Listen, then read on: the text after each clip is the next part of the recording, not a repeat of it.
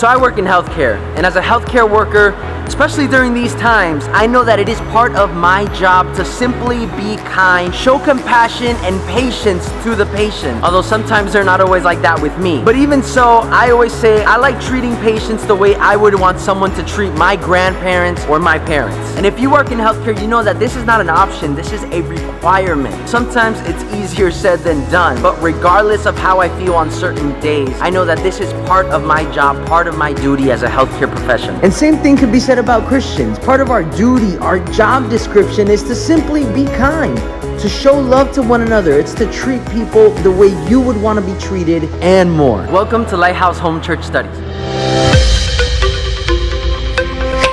It's not just the rule, it's the golden rule. It is the rule that Jesus says in Matthew 7:12. So in everything, do to others what you would have them do to you, for this sums up the law and the prophets. Unfortunately, we live in a world where it's abnormal to think this way, because the world's way of thinking is, if you do me wrong, then I gotta do you wrong back. But let me let you in on a not so secret secret. A real follower of Christ is determined on how you treat people, even when they give you a reason not to treat them nicely. Because anyone can be kind to someone who's nice to you.